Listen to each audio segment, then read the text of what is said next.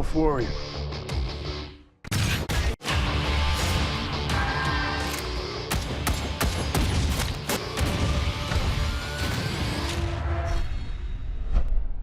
Hello and welcome to The Nexus. We've just played you a short clip from Wolf Warrior 2, China's most popular film. It's about a kind of Chinese Rambo who defends his country against hostile foreigners. And yes, it does have something to do with coronavirus. Now, you may have noticed that whenever China is criticized for their handling of the pandemic, their diplomats, who used to be a quiet, subtle bunch, now pop up immediately on the counterattack, especially this gentleman, Zhao Lijian, who claimed erroneously that the virus may have come from America. Another Chinese diplomat in Venezuela tweeted that people should shut up and wear a mask. And they've threatened to hit Australia financially for demanding an international investigation into the origins of the virus. Collectively, this new young cadre of diplomats are known as wolf warriors, and they relish the comparison to the movie. Is this new assertive China a country that the rest of the world should embrace, fear, or confront? We're going to be asking our panel in just a moment. But first, a quick look at the wolves in action. Early in the coronavirus outbreak in Wuhan, China has faced criticism of its handling of the pandemic. Now, China's diplomats are fighting back with a new and aggressive campaign to take on the critics.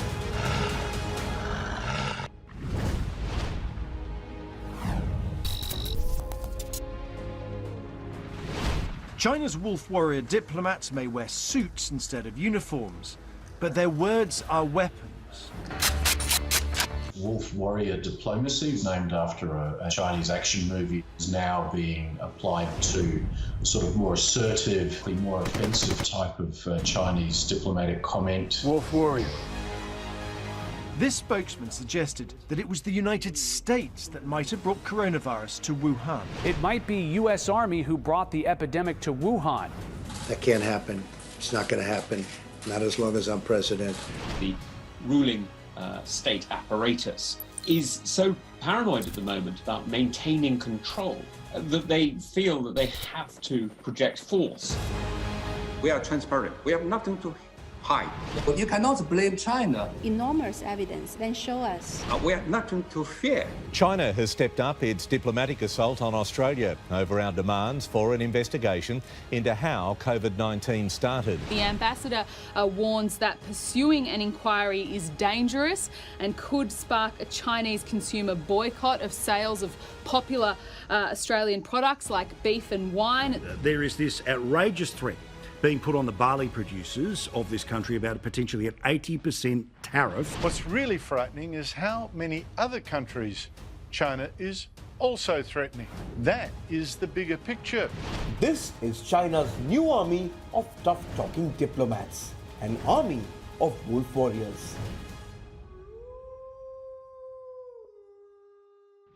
Okay, let's bring in our panel now. And in Beijing, we have the Chinese academic Tong Xiao. He's concerned that the wolf warriors are going to harm China's image abroad. And in Canada, we have the former politician and ambassador, Chris Alexander. Welcome, both of you, to The Nexus. Let's begin with you, Tong. We touched on it a little bit in our report, but just define wolf warrior diplomacy and tell me how it differs to previous generations of Chinese diplomats. The name of wolf warrior is related to a Chinese movie that depicts Chinese special operation agents fighting and defeating Western mercenary fighters. So it was a very nationalistic movie. The term is increasingly used to describe Chinese diplomats because over recent years, they have adopted a more assertive narrative internationally, and they are also spreading the same strong message in China and overseas to defend Chinese image, to make Chinese voice heard internationally. So they have got this reputation that they are becoming much more aggressive and assertive than in previous decade. Chris, as an outsider and a former diplomat, you've seen the movies. What do you think came first, the movies or the Wolf Warrior diplomats themselves? I think the movie came first. It was a kind of a rare case in modern Chinese history of cultural diplomacy and the power of in this case Chinese cinema to set a new tone publicly, which diplomats have followed. I saw Wolf Warrior here in the cinema in Canada in 2015. It shocked me at the time, but in retrospect, it was also following the rise and consolidation of power of President Xi. Diplomats hadn't yet gone into this offensive mode, saying things that really are, by most standards, undiplomatic. But they started to do so in 2015, 16, 17. And there was a second volley of that, of Wolf Warrior, in the form of Wolf Warrior 2 in 2017. I think what one has to realize, though, is that there was also some monkey see, monkey do happening here, in that Donald Trump and other populists around the world have broken the mold for diplomacy at the highest level, saying things that would have been inexcusable, just not said by leaders only a few years ago. And in a sense, Chinese diplomacy has been emulating that phenomenon as well. Yeah, Tong, we understand that back in 2019, President Xi Jinping told diplomats to adopt a fighting spirit. And it seems that has created an incentive for Chinese diplomats to show how tough they are, albeit at their laptops, and they get rewarded for it. Is that right? Yes, actually, President Xi encouraged all party leaders and officials to adopt the fighting spirit. And according to the South China Morning Post, President Xi specifically, in addition to that, gave an instruction to the Chinese diplomats for them to embrace the fighting spirit. So as a result, I think the Chinese diplomats, they would have a strong internal incentive to show this political loyalty to their top leadership and to carry out wolf warrior diplomacy, to stand up strongly to defend Chinese narrative and Chinese interests. And as a result, they become very popular domestically. They are praised by the media, by the general population. Their social media tweets, receiving thousands of, even tens of thousands of followers, praises, likes. So they become really popular domestically. So I think they face a strong internal incentive mechanism for them to behave very assertively outside China. Okay, let's pick out a couple of these rising stars of the Wolf Warrior cadre. They work, as you'd expect, for the Ministry of Foreign Affairs, which has some 29 departments. The one we're concerned with is the Information Department, headed by Hua Chunying, who took over last year. And she has 3 deputies, Geng Shuang, Yu Dunhai, and perhaps most recognizable is Zhao Lijian. We recognize Zhao Lijian perhaps more than any other, Tong, because he was famous for that tweet that the coronavirus might have been brought over by the United States. You mentioned the incentives for people like him, diplomats like him, to make very alarmist, stern tweets, and it seems to have paid off. Yes, I think he has a reputation for being assertive when he was serving in other countries, including Pakistan, the United States. And, the fact that he was picked to serve this very important position as foreign ministry spokesperson, given his long-standing reputation, indicates that his style, his very assertive diplomatic style, is liked by his superiors and maybe by the political leaders in China. So this is actually encouraged from the top down.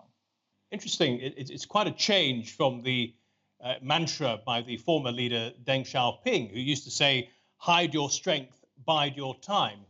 Chris, it seems that with China's economy doing so well over the last 30 years, that has underpinned an increase in its military and in its global presence in many, many different ways. The amount of Chinese tourists you see, the amount of Chinese students in overseas universities. So that it seems that the time has come now for them to reveal themselves. This is the essential point. Deng's philosophy of building strength while presenting a very compelling image to the world was dominant in Chinese diplomacy up until a very few years ago.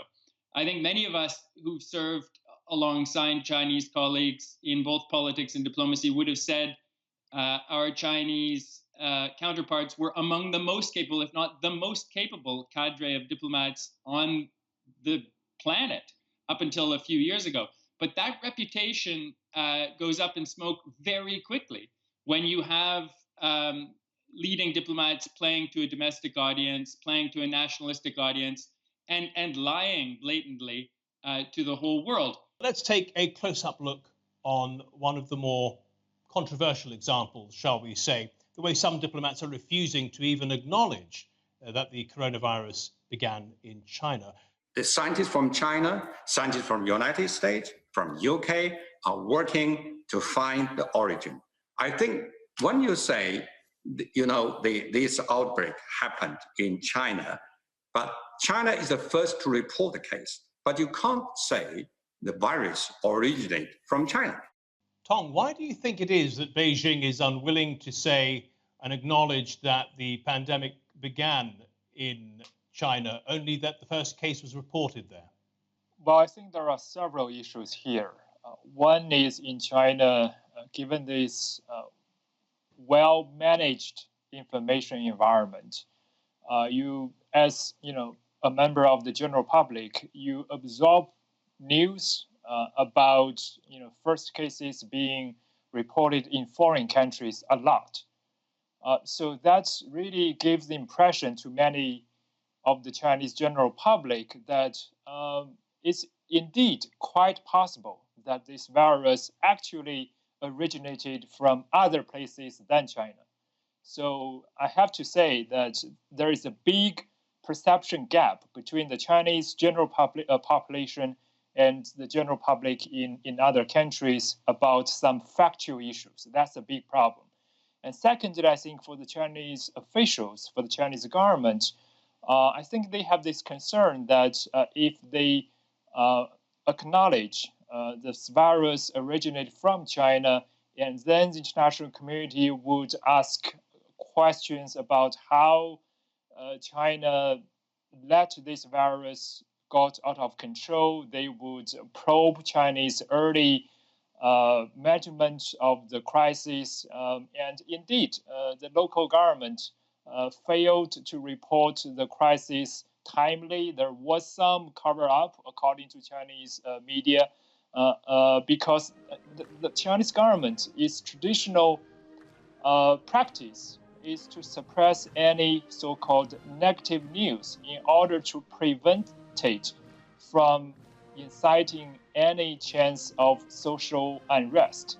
Another thing is, in this crisis, China feels the United States especially is using its own disinformation campaign against China. They point to Trump calling the virus Chinese virus. They point to Pompeo citing evidence that this virus might be an incident, might be a leak from a Chinese lab. Certainly, there is no strong evidence to support that.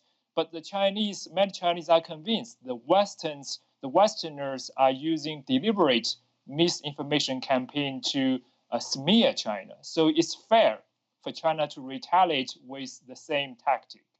Okay, let's look at another example of wolf warrior diplomacy in action, the way that China tried to intimidate Australia earlier this month. Now, Australia's government asked China to allow an independent international investigation into the origins of the coronavirus, and China's ambassador to Australia, Cheng Jie, immediately threatened that Chinese consumers might boycott Australian goods. Have a listen. Maybe the ordinary people will see, why should we drink Australian wine, eat Australian beef? And on May the 19th, China did take action, hitting Australian barley with very heavy tariffs. Now, this is nothing new. as we found out from Chris Ullman. He's one of Australia's top political journalists. Here's what he had to say. The Australian government's relationship with the Chinese government has been bad now for a number of years, and I think it's for a number of reasons. One is Australia was one of the first countries in the world to call out foreign interference and pass foreign interference laws, and that was specifically aimed at China, although we never say that. Then it banned Huawei from the rollout of the 5G network, which made the Chinese government extremely angry. And these trade tariffs that you're talking about now actually date back to that 18 months ago, which when they first started talking about putting some tariffs on our barley.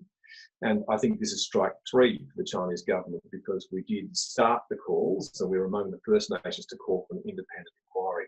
So we've made the Chinese government angry. We're not the only ones. It seems around the world at the moment we have a new breed of wolf warrior diplomats, and in fact today they described the Australian government's calls as a joke, and that came out of the Chinese embassy today. So a puerile reaction from the Chinese government, I think, and they're behaving like bullies around the world. I think that our government won't say that, but more and more people are beginning to think that, and it means that our relationship with China is going to be very difficult for some time to come. Tong, is there any concern in China that using the economy as a weapon or as a means to put pressure on other countries might actually backfire? Well, certainly there is some internal debate, but I would say at a general level, the population, the expert community, they very much support China using stronger means or sometimes even coercive means to advance its foreign policy, because they are convinced that this trouble is picked by Western countries. It's a fight that is imposed on China. China did nothing wrong, so it is legitimate for China to make use its growing material power to fight back. Chris, Beijing's put similar pressure on Canada lately. Tell us about that. Well, in our case, it's about Huawei, and the larger issue is access to 5G infrastructure and who builds that infrastructure.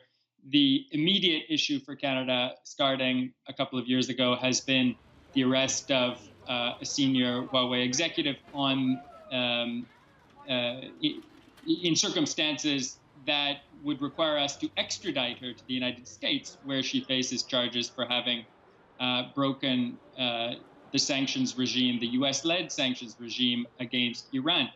And there's been a huge amount of pressure against Canada, including the arbitrary detention of 2 Canadians, which has gone on for well over a year now, including very aggressive wolf warrior type diplomacy by successive Canadian ambassadors. And you've seen Canadian public opinion literally change overnight. I don't think it's usual for our attitude towards any country to change that dramatically, that quickly. But the vast majority of Canadians now have a very negative view of Beijing, of the government agenda. They see a partner that was once quite reliable, now trying to literally undermine and overturn the rule of law in Canada. And that isn't going to sit well if it continues. Now, interestingly, on the same day that Beijing hit Australian barley growers with heavy tariffs, it did actually agree to an international investigation on the global response to the coronavirus pandemic. It announced a concession at the World Health Assembly in Geneva, where over 100 countries joined Australia's call for a global inquiry. Not quite an independent investigation, but one led by the WHO, which of course has been noticeably sympathetic to China during the crisis. Tong, is this an example of where enough countries get together, they can actually push back against wolf warrior diplomacy? Well, I think yes, but only to some extent. China is certainly worried about international reaction because China knows it is facing a fierce strategic competition with the United States, and it needs international support. It needs more friends. It needs more international sympathy. It needs the international media standing on Chinese side. So it cannot ignore the voices of the rest of the international community. However, if we look at this coronavirus case, China was also able to use its hard power and soft power to water down this resolution. So it became a comprehensive probe into the international response to the virus. It was not about investigating the origin of the virus, whether it was from China or not. So China still was able to do something and soften international backlash. Yeah, no, you're absolutely right. That is a key distinction. Well, Chris Alexander and Tong Xiao, thank you very much for joining us here on The Nexus. Really appreciate it. We're going to take a look now at how the wolf warriors confront their adversaries online. And we know that one of their favorite battlegrounds is Twitter. It is a platform that they exploit very efficiently. China's government doesn't like ordinary people using Twitter, so it's officially banned. But it's more than happy for its own diplomats to tweet regularly. The Ministry of Information's rising star, Zhao Lijian, is very active, posting around 59,000 tweets since joining exactly a decade ago. He's also amassed some 620,000 followers. This tweet against the United States did pretty well. Lots of likes and lots of retweets. His colleagues are making similarly inflammatory statements. The Chinese embassy in India described calls for China to pay coronavirus compensation as ridiculous and eyeball-catching nonsense. China's ambassador in the Netherlands accused President Trump of being full of racism. And China's embassy in Venezuela ended a furious Twitter thread by saying some of its critics could put on a mask and shut up. Well, while they're not out of keeping with typical Twitter discourse, and you may even agree with one or two of them, they're far from diplomatic. And the data suggests this is just the beginning. Chinese state Twitter accounts have tripled over the last year, and posts have quadrupled. Well, let's bring in our next guest now. We're lucky to have with us retired Brigadier General Rob Spalding. Tremendous amount of experience. He used to work in the White House National Security Council, and he's also the author of Stealth War, How China Took Over While America's Elite Slept. General Spalding, how would you define this wolf warrior diplomacy? And is it something that the world is going to see a lot more of, and perhaps even more intense going forward? Well, it's really off-putting. It's a far more aggressive form of diplomacy than the Chinese Communist Party has really exhibited before. They're usually warm and welcoming and really downplay any kind of aggressiveness. It's much more like the Russians in terms of how it's being conducted. And I would imagine that given Xi Jinping's penchant for control and his penchant for being more aggressive externally, that I think we're going to see a lot more of it. Just describe for us how they use social media.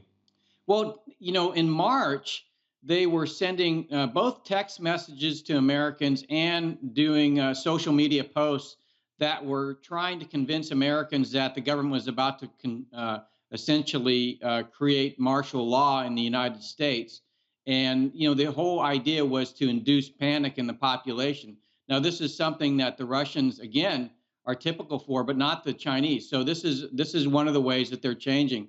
The other things that they're using, we saw this in Taiwan, are using AI, bots, social media networks, big data to influence the election. So it's really about globalization and the internet, the ability to influence populations directly in their own homes, directly through commerce, directly through these social media platforms. So these aren't just, places for, free countries to gather and discuss ideas. It's also a battleground where our adversaries seek to undermine our very principles and values in our society, and they can go directly to the citizenry. This is why GDPR was developed. It's not been effective. It won't be effective because we haven't realized that national security really fundamentally has changed in a globalized, internet-connected world. Well, China allows its diplomats to use Twitter, and they do it very effectively, but it has officially banned it in its own country.